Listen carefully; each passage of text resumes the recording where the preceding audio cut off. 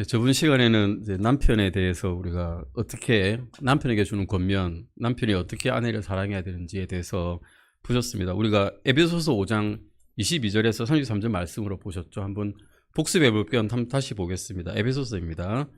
에베소서 5장 22절에서 33절까지입니다. 오늘 나눌 말씀은 사실 이것은 아닙니다만은 복습하는 의미에서 한번 같이 읽어보시겠습니다. 같이 읽으시겠습니다. 아내들아 너희 남편에게 복종하기를 죽게 하듯 하라. 이는 남편이 아내의 머리됨이 그리스도께서 교회의 머리 되신과 같기 때문이라. 그분은 그 몸의 구원자시니라. 그러므로 교회가 그리스도께 복종하듯 그렇게 아내들도 모든 일에 자기 남편에게 복종할지니라. 남편들아 너희 아내 사랑하기를 그리스도께서 또한 교회를 사랑하사 교회를 위해 자신을 주신 것 같이 하라. 이것은 그분께서 말씀을 통해 물로 씻음으로 교회를 거룩히 구별하고 정결하게 하려 하시며 또 그것을 점이나 주름이나 그런 것이 없는 영광스러운 교회로 자신 앞에 제시하려 하심이며 교회가 거룩하고 흠이 없게 하려 하심이라. 이와 같이 남자들도 자기 아내를 자기 몸같이 사랑해야만 하나니 자기 아내를 사랑하는 자는 자기를 사랑하느니라. 지금까지 어떤 남자도 자기 육체를 미워한 적이 없고 오히려 그것을 보살펴 자라게 하며 소중히 여기기를 주께서 교회를 위해 하시는 것처럼 하나니 이는 우리가 그분의 몸과 그분의 살과 그분의 뼈들에 속한 지체들이기 때문이라. 이런 까닭으로 남자가 자기 아버지와 어머니를 떠나 자기 아내와 결합하여 그들 둘이 한 육체가 될지니라. 이것은 큰 신비니라. 그러나 내가 그리스도와 교회에 대하여 말하노라. 그럼에도 불구하고 너희 각 사람이 자기를 사랑하듯 개별적으로 그렇게 자기 아내를 사랑하고 아내도 주의하여 자기 남편을 존경할지니라. 아멘. 오늘 이제 아내들에 대해서 드리는 권면은 사실은 남자인 제가 하기에는 좀 어려운 말씀입니다. 왜냐하면 제가 남자이기 때문이죠. 아내가 아내에게 가르치기는 쉽습니다. 여자분이 여자분에게 가르치기가 오히려 더 쉬운데 강단에서 이게 우리 독립침례교회는 남자만 설교를 하기 때문에 어쩔 수 없이 이 말씀을 한번 준비를 해봤습니다. 우리가 창세기 2장 18절 말씀 보시면 주 하나님께서 이르시되 남자가 홀로 있는 것이 좋지 아니하니 내가 그를 위해 합당한 조력자를 만들리라고 말씀하셨습니다. 합당한 조력자, 헬퍼죠. 도와주는 사람. 도와주는 사람은 하나님께서는 아담에게 이브를 주셨습니다. 하나님께서는 아담을 만드시고 동산지기로 임명을 하셨죠. 동산을 지키라 그리고 돌봐라라고 주셨습니다. 아담은 하나님께로부터 해야 할 일들을 받았죠. 노는 게 아니었습니다. 아담도 일을 했습니다. 그래서 아담은 일을 하는데 누군가 도와줄 사람이 필요했습니다. 누가 도와줘야 됩니까? 이브가 도와줘야 됐습니다. 그래서 이브를 주셨죠. 아담이 받은 첫 번째 임무는 이것이었습니다. 다산하고 번성하여 땅을 채우라라는 명령이었죠. 창세기 1장에 나옵니다. 그것은 2장에 나오는 말씀이 아니라 1장 28절에 이렇게 말씀하시는데 하나님께서 그들에게 복을 주시고 하나님께서 그들에게 이르시되 다산하고 번성하여 땅을 가득 채우라. 땅을 정복하라.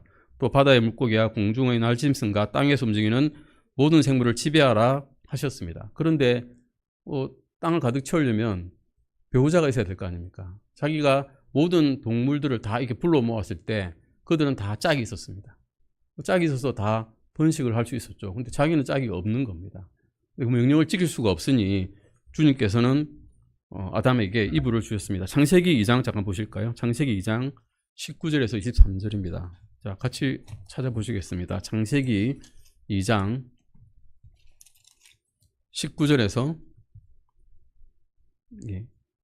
창세기 2장 19절에서 23절까지입니다. 제가 먼저 읽고 교독해서 읽겠습니다. 주 하나님께서 들의 모든 짐승과 공중의 모든 날짐승을 땅에서 지으시고 아담이 그것들을 무엇이라 부르는지 보시려고 그것들을 그에게 데려오시니 아담이 모든 살아있는 창조물을 무엇이라 부르든지 그것이 그 창조물의 이름이 되었더라.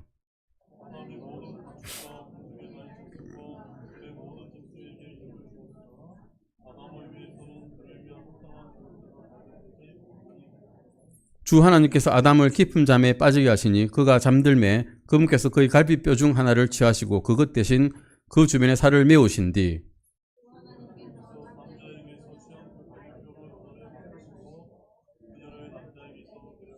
같이 읽으시겠습니다. 아담이 이르되 이는 이제 내 뼈 중의 뼈요 내 살 중의 살이라. 그녀를 남자에게 서치하였으니 여자라 부르리라 하니라 라고 말씀하고 계십니다. 조력자라는 것은 도와주는 사람인데, 도와주는 사람이 주로 어떤 사람입니까? 도움을 받는 사람보다는 좀 똑똑한 사람이죠.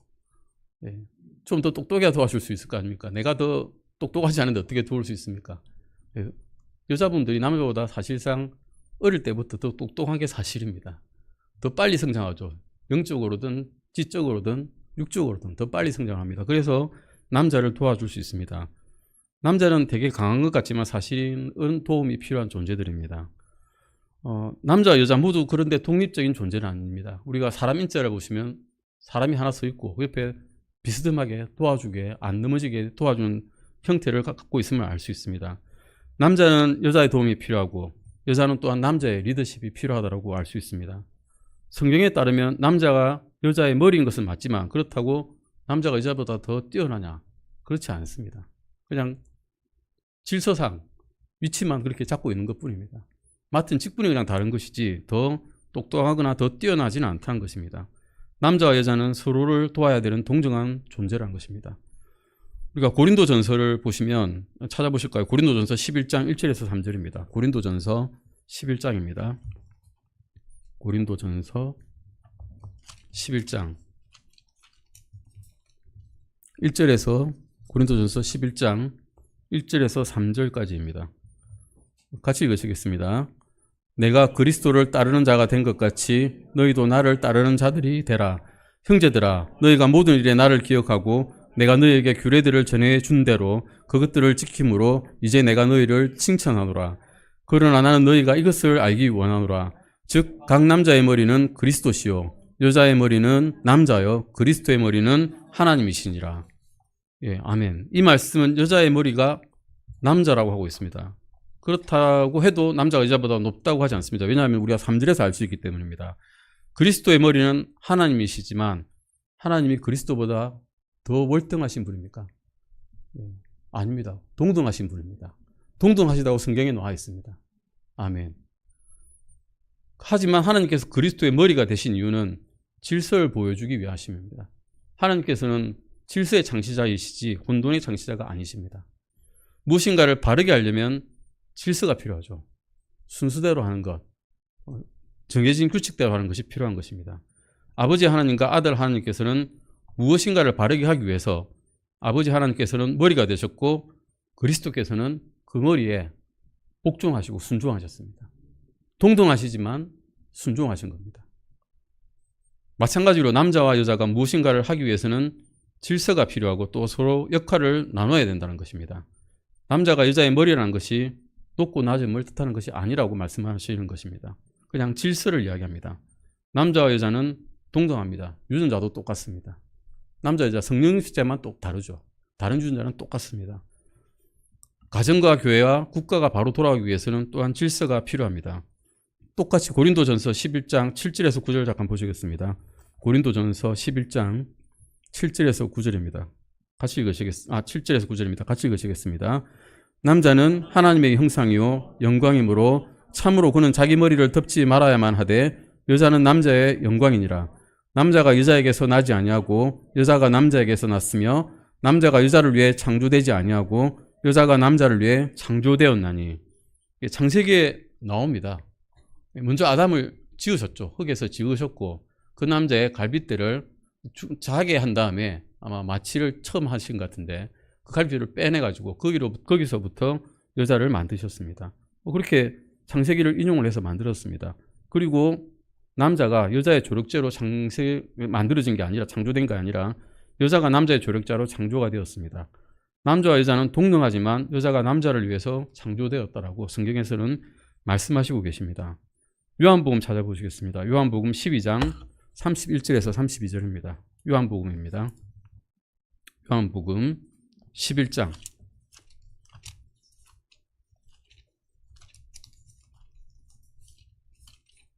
31절에서 32절입니다. 요한복음 11장 12장입니다. 죄송합니다. 요한복음 12장 31절에서 32절입니다.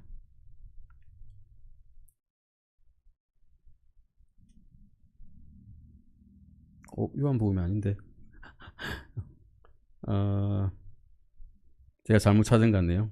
요한복음은 아닙니다. 이것은 뭐 아무튼 이게 고린도전서 말씀을 보시면 남자가 하나님의 형상이고 또 영광이라고 말씀하고 계십니다. 예수님께서는 지금 영광 중에 계십니다. 이미 들려 올라가서 영광 중에 계시죠. 아버지의 뜻을 행하기 위해서 영광을 뒤로하고 근데 인간의 몸을 입고 오셨습니다. 예수님은 아버지의 뜻을 행하기 위해서 기꺼이 십자가에 못 박히셨습니다. 아버지의 뜻을 행하기 위해서 또 우리를 위해서 하나님 아버지의 진노를 몸소 받으셨죠. 예수님은 아버지 하나님과 동등한 분이지만 하나님과 또 인간의 유익을 위해서 겸손하게 자신을 낮추셨습니다.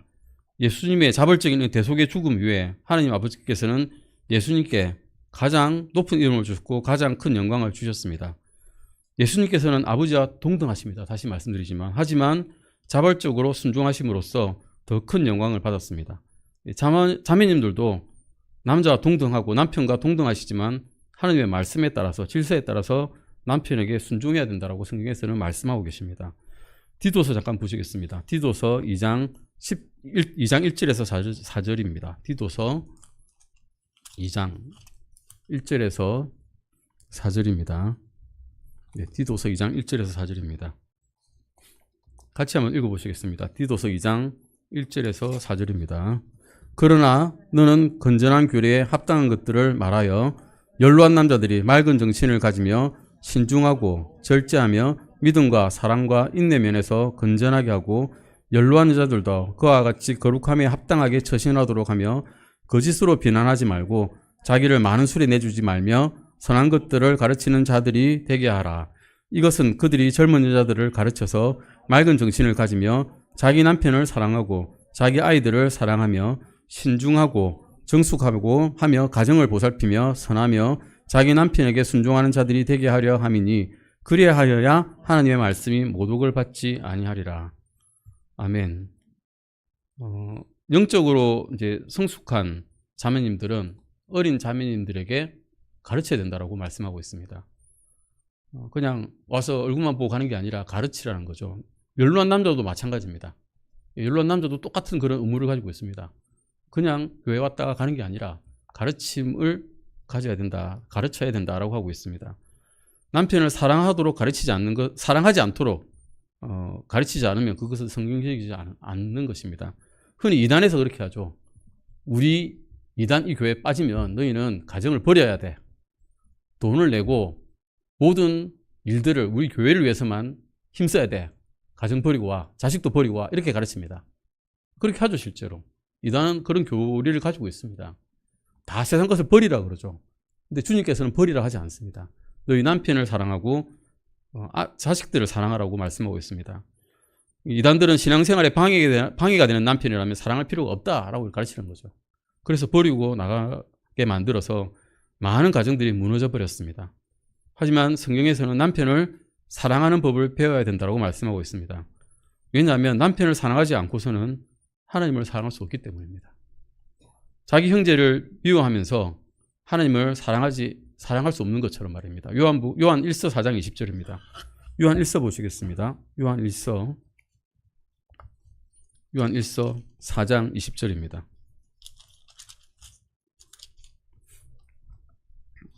같이 읽어보시겠습니다. 요한 1서 4장 20절입니다.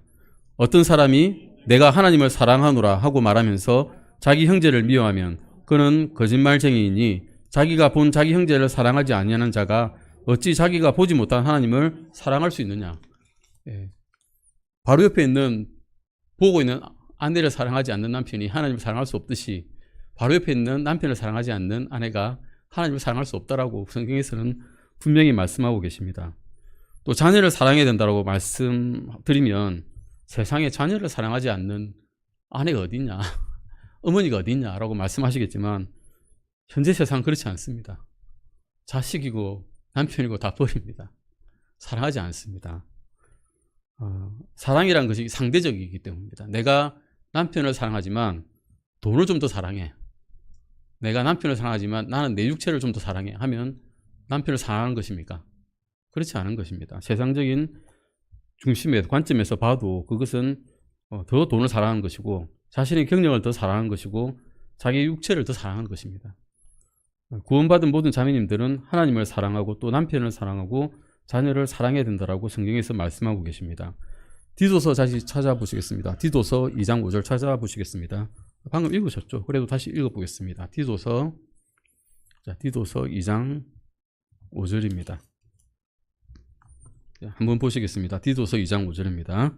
신중하고 정숙하며 가정을 보살피고 선하며 자기 남편에게 순종하는 자들이 되게 하려 함이니 그리하여야 하나님의 말씀이 모독을 받지 아니하리라 라고 말씀하고 있습니다. 이런 덕목들은 세상 교과서에 나와 있지 않습니다. 단지 하나님의 말씀을 통해서만 배울 수 있습니다. 드라마에는 나오지 않습니다. 드라마에서 이런 여자분이 나오는 드라마 보신 적 있습니까? 영화에 이런 드라마는 아마 성경적인 영화 빼고는 없을 것입니다. 이러한 진리를 우리는 배우고 또 가르쳐야 됩니다. 신중하고 정숙하라는 말이 있습니다. 요즘 정숙이란 말이 현대 세계에서는 없어져 버렸죠, 사실은. 거의 없습니다. 오히려 유혹이라는 말이 더 많이 나오는 세상입니다. 세상 사람들이 이게 정숙하고 신중하다는 말이 뭐 다른 걸 생각할 필요 없습니다. 세상 사람들이 욕하고 저속한 말을 한다고 해도 우리가 그것을 따라할 필요가 없다는 것입니다. 우리는 항상 주님이 내 옆에 계신다라고 생각하시면 이런 말들을 하지 않게 되고 이런 행동을 하지 않게 될 것입니다. 우리가 하는 말이나 행동은 바로 옆에서 우리 주님이 듣고 계셔도 내가 하는 행동을 누가 보고 계셔도 문제가 없는 것이어야 된다고 말씀하고 계십니다. 가정을 보살핀다는 것은 뭐 당연한 의무라고 생각되지만 가정이 부드럽게 돌아가도록 하는 것입니다. 자기 남편에게 순종하는 자가 되게 하려 함이라는 이 말씀이 현대 사회에서는 많이 걸리는 말입니다. 순종하면 서브미션, 복종하고 똑같은 말이거든요. 복종한다는 말은 왠지 노예가 복종하는 것 같아서 어떤 사람들은 노예 근성이냐 이렇게 말하는 사람도 있겠지만 이 말씀은 다른 말씀입니다. 직장 생활할 때 우리 상사에게 어떻게 합니까? 시킨 대로 합니다. 이리 시키면 이리 시키는 대로 하고 저리 시키면 좀 안 일곱지만 시킨 대로 합니다. 왜냐? 그래야 돈을 주니까. 안 그러면 돈 안 줍니다. 나가라 그럽니다. 그래서 시킨 대로 하죠. 하기 싫은 일을 불평 없이 실행하는 것이 순종입니다. 돈을 벌기 위해서 우리가 순종할 수 있는데 하나님의 말씀을 지키기 위해서 순종하지 못하겠습니다. 아멘입니다. 그렇게 하면 어떻게 되느냐? 하나님의 말씀이 모독을 받지 아니하고 영광을 받게 됩니다. 아멘. 믿는 자매님들이 남편에게 순종하지 않으면 하나님의 말씀이 모독을 받게 된다고 하고 있습니다. 신앙생활을 나는 열심히 해라고 하는데 남편에게 순종하지 않으면 그냥 종교생활이라고 남편이 생각해 버리는 거죠. 특히 믿지 않는 남편이라면. 믿는 남편이면 나도 그러니까 하겠지만 믿지 않는 남편이라면 그렇게 하기가 쉽지가 않겠죠. 네가 그러는데 뭐 난 안 갈 거야 이러죠. 그리고 또 다른 가정생활과 남편에 대한 아내들의 태도를 말씀하시는 성경 구절을 또 찾아보겠습니다. 베드로전서입니다. 베드로전서 찾아보시겠습니다. 베드로전서 3장 찾아보시겠습니다. 3장 1절에서 6절입니다. 베드로전서 3장 1절에서 6절입니다. 같이 한번 읽어보시겠습니다. 아내들아 이와 같이 너희도 너희 남편에게 복종하라. 이것은 누가 말씀에 순종하지 아니하여도 그들 또한 말없이 아내의 행실을 통해 얻으려 함이니 두려움이 동반된 너희의 정숙한 행실을 그들이 눈여겨보느니라. 너희는 머리를 닦고 금으로 치장하거나 옷을 차려입는 그런 외적 단장으로 단장하지 말고 오히려 마음의 감추어진 사람으로 단장하라. 그것은 하나님의 눈앞에서 지극히 값진 것이요 썩지 아니하는 것이니 즉 온유하고 조용한 영의 장식이니라. 옛적에 하나님을 신뢰한 거룩한 여자들도 이런 방식으로 자기 남편에게 복종하여 자기를 단장하였는데 사라가 아브라함을 주라 부르며 그에게 순종한 것 같이 너희가 잘 행하고 어떤 놀랄 만한 일에도 두려워하지 않으면 그녀의 딸들이 되느니라 라고 말씀하고 계십니다. 저는 이 말씀을 들으면서 아내들아라는 말이 교회에 있는 성도들아라고 말을 하시는 것 같더라고요. 교회들아라고 말씀하시는 것 같기도 하고 여자에 대해서만 말씀하시는 것 같지가 않았습니다. 하나님께서는 우리가 기쁘게 살기를 원하시고 또 행복하게 살기를 원하신다라고 믿습니다. 우리가 이 세상에서 그리스도인으로 행복하게 살기 위해서는 당연히 행복한 가정을 이뤄야 되고 그렇게 하기 위해서는 이 성경에서는 이렇게 말씀하고 계신 것을 찾아보고 있습니다. 성경에서는 단 한 구절도 네가 이렇게 하면 아내를 잡을 수 있을 거야 바로 잡을 수 있을 거야. 또는 네가 이렇게 하면 남편을 똑바로 잡을 수 있을 거야라고 말하고 있는 구절이 없습니다.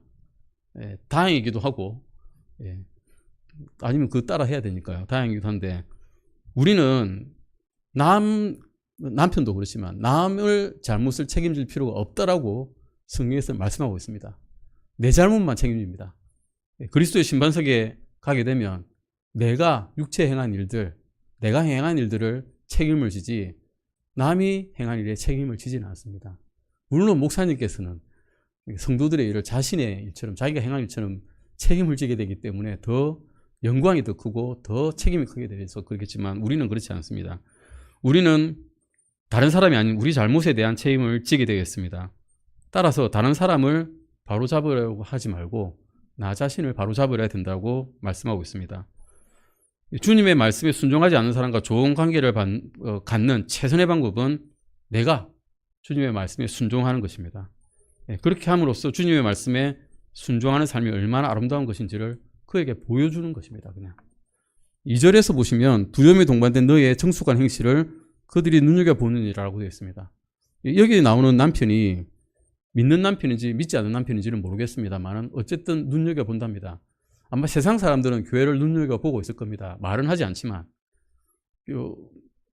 회사에 다니면서 이 사람 그리스도인이라고 알져 있다면 그를 유난히 유심히 보고 있고 그가 조금 잘못하면 그리스도인들은 이래서 안 되라고 할 겁니다. 말없이 우리는 행실로 보여줘야 되는 것입니다.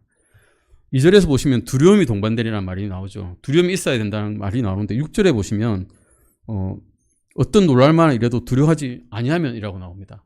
2절에서는 두려워해라 그러고 6절에서는 두려워하지 마라 그러는데 이게 모순된 말씀일까요? 모순된 말씀이 아닙니다. 성경에서는 사라를 좋은 예로 들고 있습니다. 사라는 주님을 두려워했기에 어떠한 놀라운 일도 두려워하지 않았습니다. 주님을 두려워하고 신뢰하는 사람은 어떤 일이 일어나도 놀라지 않습니다. 다만 주님만 두려워할 뿐입니다. 아멘. 베드로전서 방금 읽은 3장 1절에서 6절 말씀은 아내에게 주시는 말씀이신데 이게 이와 같이란 말로 중간에 되어 있습니다. 아내들아 이와 같이 너희도 너희 남편에게 복종하라고 말이 나오죠. 이와 같이는 앞에 말을 한참 했는데 그러니까 이렇게 했으니까 앞에 말을 이것처럼 이렇게 해란 말이죠. 이와 같이 말이 무슨 말이었을까? 한번 앞에 보겠습니다. 베드로전서 2장 19절입니다. 바로 앞에 있죠. 2장 19절 말씀입니다. 같이 읽으시겠습니다. 사람이 부당하게 고난당하고도 하나님을 의식함으로 고통을 견디면 이것은 감사할 일이나. 이게 왜 감사할 일이지? 마음에 깊은 의심이 들죠. 내가 부당하게 고난을 당했는데 이게 왜 감사해야 되나? 억울합니다라고 말하겠는데 이럴 때가 좀 있습니다. 그리스도인들은 특히 좀 많죠. 아무것도 잘못 안 했는데 사람들이 부당하게 대합니다. 그러한 경우에는 어떻게 하라고 말씀하고 있습니까? 하나님을 의식함으로 고통을 견뎌내라라고 말씀하고 있습니다. 하나님께서 모든 것을 보고 계시고 모든 것을 나중에 심판하실 거다라는 것을 생각하고 부당한 일을 당해도 넘어가라는 겁니다. 지금의 이 세상에 사는 삶은 우리가 영구한 삶에 비하면 영원한 에버레스팅 라이프, 영원한 삶에 비하면 아무것도 아니라는 것입니다. 지금 조금 고난당해도 그거는 나를 생각해라. 내가 너에게 주는 보상이 있지 않느냐라고 말씀하시는 것입니다. 2장 20절도 보시겠습니다. 너희가 너희 잘못으로 인해 매를 맞고 참으면 그것이 무슨 영광이냐. 그러나 너희가 잘 행하다가 그것으로 인해 고난당하면서도 끈기 있게 그것을 견디면 이것은 하나님께서 받으실 만한 것이니라. 아멘. 주님께서는 우리가 그리스도인으로서 부당한 일을 당해도 견뎌내기를 원하십니다. 우리에게 불친절하게 대하는 사람에게 불친절하게 쏘아붙이는 게 아니라 친절하게 대하라고 말씀하시는 겁니다. 원수들과 싸우지 말고 그들을 위해서 기도하기를 원하십니다. 이것은 주님께서 다시 오실 때까지 그리스도인들의 삶의 원칙입니다. 지키기 힘든 원칙이죠. 모세 시대에서는 눈은 눈으로, 이는 이로, 벌은 벌로 간단했죠. 정말 좋았는데 지금 그러면 주님께서 싫어하십니다. 오히려 악을 선으로 갚아라고 하시는 겁니다. 베드로전서 2장 21절입니다. 바로 그 일을 위해 너희가 부르심을 받았나니 그리스도께서도 우리를 위해 고난을 당하심으로 우리에게 본을 남기사 너희가 자신의 발자취를 따라오게 하셨느니라. 주님께서는 우리를 위해 또 우리로 인해서 고난을 당하셨습니다. 우리로 인해 십자가의 고난을 당하신 겁니다. 왜 주님께서 고난을 당하셨을까요? 우리를 얻기 위해서입니다. 우리가 회개하고 주님을 또 믿고 구원받게 하기 위해서였습니다. 베드로전서 2장 22절에서 23절입니다. 같이 읽으시겠습니다. 그분께서는 죄를 짓지 아니하시고 입에 교활함도 없으셨으며 욕을 당하시되 맞대어 욕하지 아니하시고 고난을 당하시되 위협하지 아니하셨으며 오히려 의롭게 심판하시는 분께 자신을 맡기시고, 주님께서는 기적을 행하시는 분이셨습니다. 그 기적이 돌아가실 때 없으셨겠습니까? 천사장을 불러가지고 입다의 것들 다 쓸어버려라 하면 그날로 다 쓸어버리고 우리는 영원히 구원받지 못했을 겁니다. 그럴 수 있으셨어요. 자신의 고난을 피하시려면 충분히 그러시고도 하나님께서 뭘 하지 않으셨을 겁니다. 동등한 분이시니까.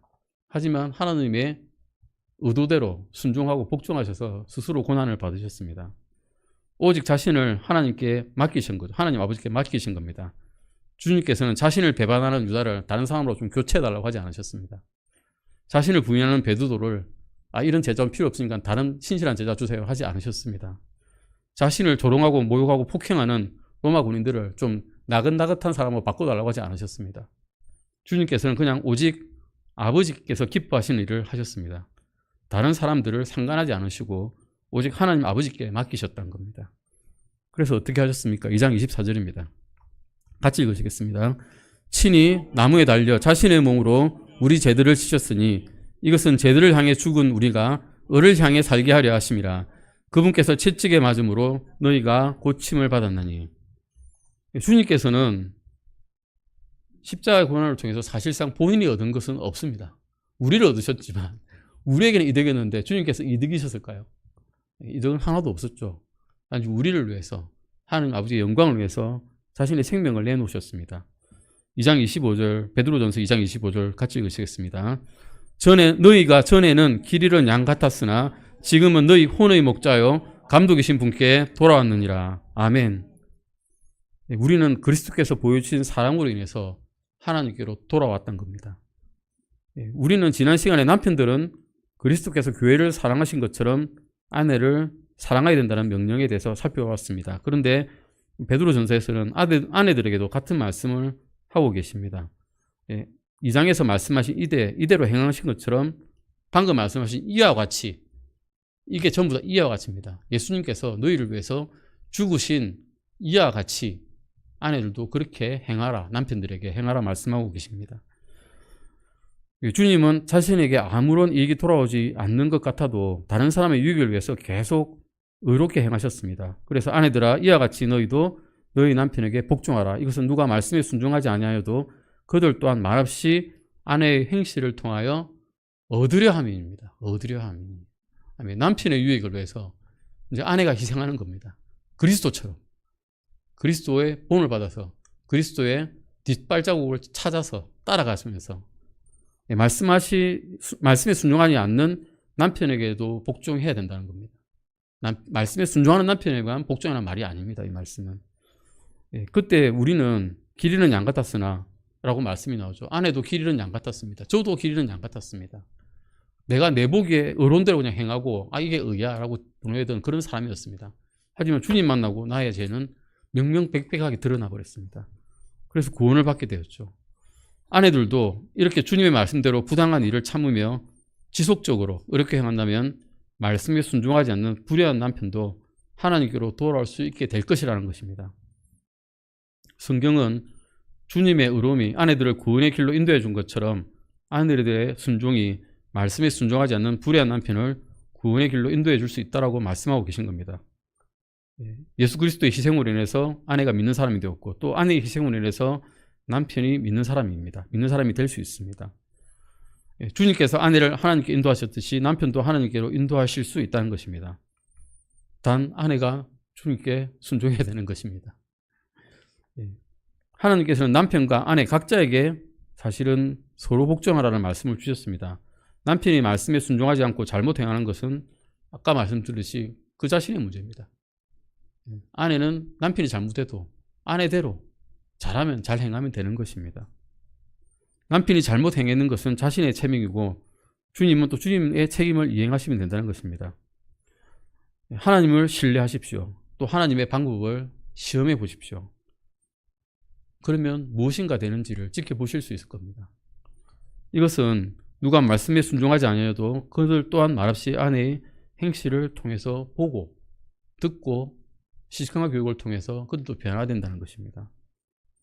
그런데 이제 성경 말씀을 들어서 이제 자매님께서 남편에게 설교를 시작하는 그 순간 남편은 어떻게 될까요? 듣기 싫어. 듣기 싫어. 그만 말해. 그런 즉시 이제 영적으로 패배해버리는 겁니다. 남편이 잘못하고 있다는 성경 말씀을 인용하는 순간 즉각 패배입니다. 바로 성공할 것 같은데, 바로 승리할 것 같은데 바로 패배입니다. 논리적으로 또 성경적으로도 합당한 말씀을 하는데 남편이 듣기 싫어하고 귀를 막아버립니다. 이것이 아내가 남편보다 못해서 그런 게 아니죠.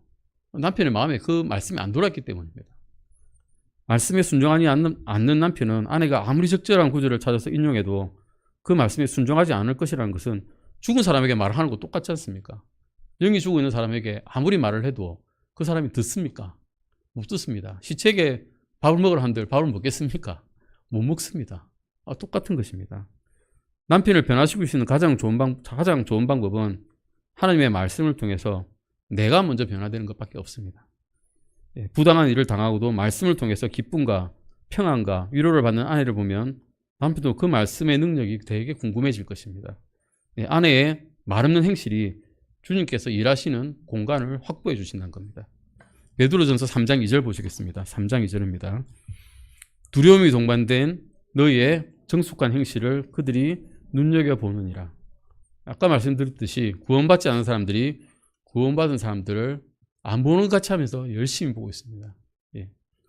베드로 3장 문맥의 남편은 아까 말씀드렸듯이 구원받은 사람일 수도 있고 구원받지 않은 사람일 수도 있습니다. 분명한 것은 그는 구원받았든 안 받았든 순종을 하지 않는 사람입니다. 아내의 도움이 필요한 사람이죠. 순종하고 있지 않으니까. 말씀에 순종하지 않는 남편은 아내의 설교는 듣지 않아도 말없이 행하는 아내의 행실을 비그리스도인이 그리스도인 보듯이 뚜려지게 보고 있습니다. 영적이지 않는 남편을 영적인 사람이 되고 싶게 만드시려면 설교하지 마시고 먼저 말씀대로 살아보십시오. 성경을 인용하는 것이 아니라 스스로 본인이 말씀에 순종하는 것입니다. 말씀을 들려주지 않아도 삶으로 살아내면 남편이 그것을 눈여겨보고 있다는 것입니다. 3장 3절입니다. 너희는 머리를 닦고 금으로 치장하거나 옷을 차려입는 그런 외적 단장으로 단장하지 말고라고 말씀하고 있습니다. 외형적인 아름다움도 참 좋죠. 좋습니다. 그런데 외면도 중요하지만 더 중요한 것은 내면이라는 것입니다. 하나님께서는 사람의 중심을 지켜보십니다. 중심을 보시는 분이죠. 내 외면 별로 안 보셔서 정말 다행입니다. 외면 보시면 질병밖에 없는데 외모가 뛰어나고 치장을 잘해도 내면이 아름답지 못하면 하나님의 눈앞에서는 결코 아름답지 않은 것입니다. 베드로전서 3장 4절입니다. 같이 읽으시겠습니다. 오히려 마음에 감추어진 사람으로 단장하라. 그것은 하나님의 눈앞에서 지극히 값진 것이요 썩지 아니하는 것이니 즉 온유하고 조용한 영의 장식이니라. 영어 표현해 보시면 마음에 감추어진 사람이라고 나오죠. The hidden man of the heart라고 나옵니다. 숨겨진 사람, 내 마음속에 숨겨진 사람. 이 사람이 누구실까요? 예수 그리스도십니다. 성령님을 통해 우리의 마음속에 들어와 계신 예수 그리스도. 마음에 감추어진 사람입니다.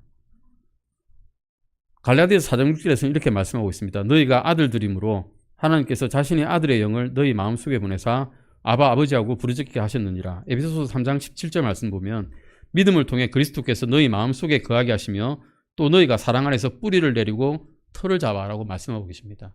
우리 마음속에 이미 들어와 계십니다. 내가 영이 혼탁할 때는 못 느끼죠. 내가 세상 일에 분주할 때는 느낄 수가 없습니다. 성경에 읽고 내 마음을 주께 드리면 그때서야 이제 내가 내버려 뒀구나. 내 성령님을 내버려 두고 나 혼자 일을 하고 있었구나 깨닫게 됩니다. 남편은 아내를 당연히 존중을 해야 됩니다. 왜냐하면 그 아내의 마음속에 누가 계실까요? 예수님께 들어와 계십니다. 존중 안 할 수가 없죠. 예수님 계신데. 아내도 똑같이 믿는 남편을 존중하셔야 됩니다. 성령 하나님께서 거하시는 모든 집은 마땅히 존중받아야 되기 때문입니다. 구원받은 아내들은 마음속에 감추어진 사람이신 예수 그리스도의 영을 따라서 행해야 됩니다. 성령님께서 행하시는 대로 행해야 됩니다. 또한 온유하고 조용한 영의 장식을 가지고 있다고 말씀드렸는데, 온유하다는 것은 어떤 걸까요? 되갚지 않는 겁니다. 그 사람이 나에게 거칠게 말해도 나는 거칠게 말하지 않습니다. 그것이 온유하다는 것입니다. 모세가 이 땅 위에서 제일 온유한 사람이라고 말씀하고 계시죠. 되갚지 않았거든요. 속으로 하나님께는 부르짖을 수 있겠지만 그 사람에게 되갚지는 않았습니다. 오히려 마음에 감추어진 사람으로 단장하라고 말씀하고 있습니다. 그것은 지극히 하나님의 눈앞에서 값진 것입니다. 남편에게 복종하고 마음속에 모신 예수님을 따라 행하고 또 온유하게 대하는 것은 하나님께서 기뻐하시는 행위라고 말씀하고 있습니다.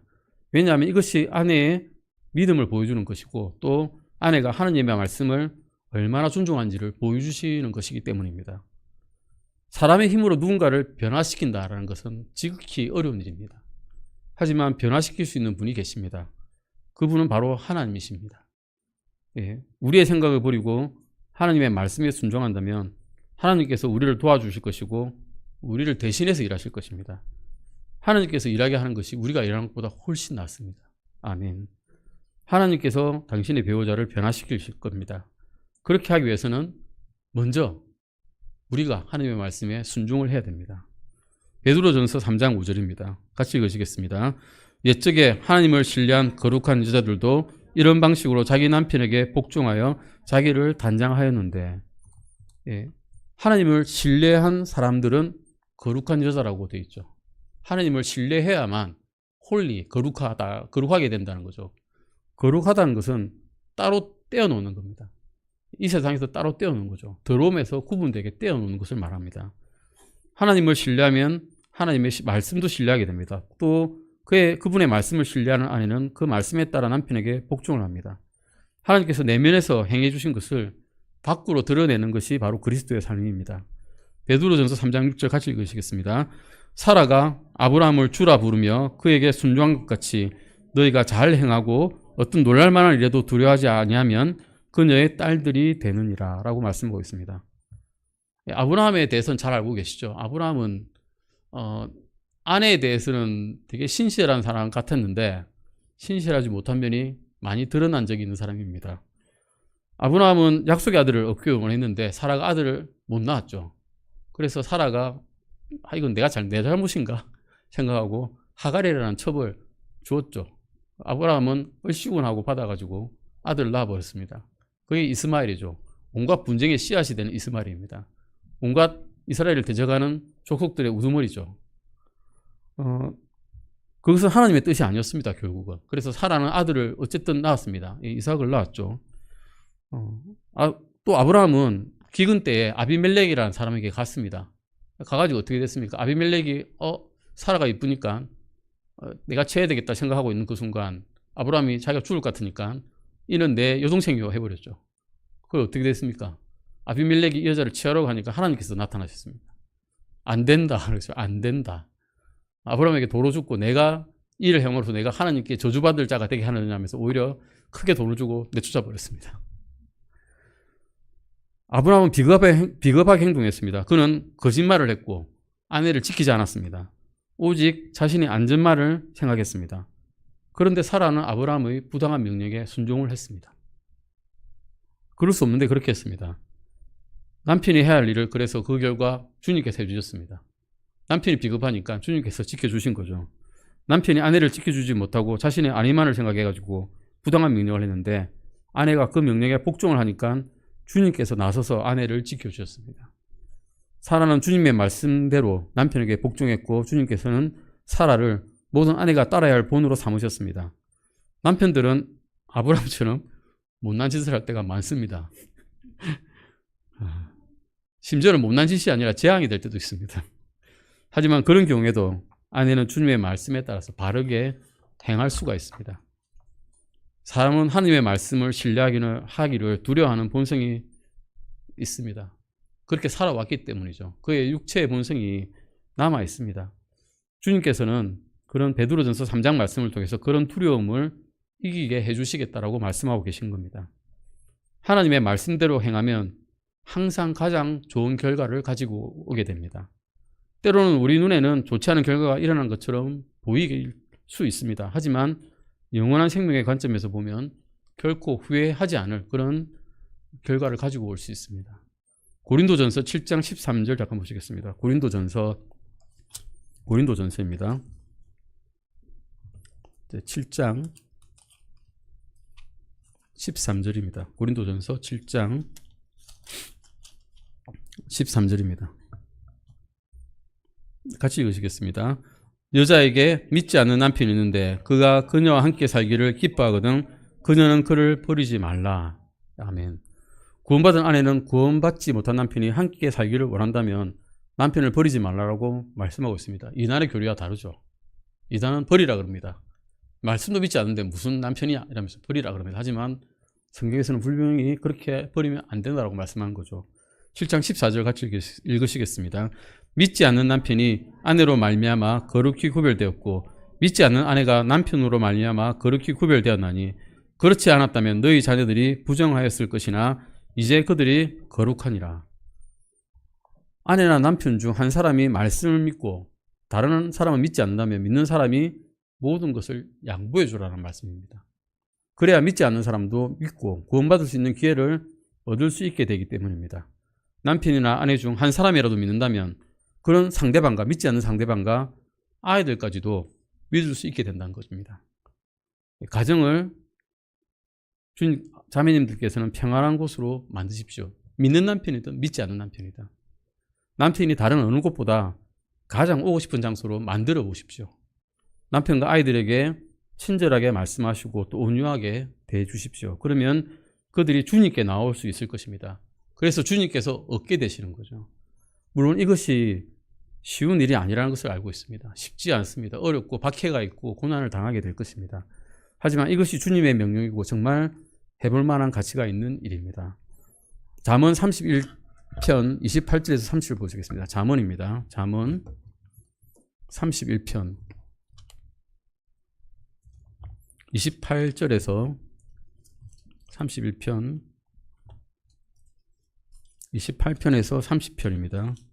30절입니다. 잠언 31편 28절에서 30절 말씀입니다. 같이 읽으시겠습니다.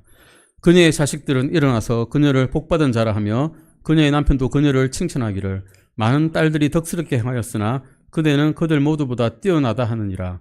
호의도 거짓되고 아름다움도 헛되나 주를 두려워하는 여자는 칭찬을 받으리라. 아멘. 모든 자매님들께서 주님께 칭찬을 받는 분들이 되시기를 바랍니다. 그런데 이 말씀을 가지고 또 남편분들이 아내에게 뭐라고 말씀하지 마시기 바랍니다. 예. 남편은 아내 사랑하기를 주님께서 교회를 위해 목숨을 바친 것처럼 생명을 내놓으신 것처럼 사랑하라고 말씀하셨습니다. 이 말씀을 가지고 서로 다투기 시작하면 끝이 없습니다. 네, 기도하시겠습니다. 하나님 아버지, 저희에게 말씀을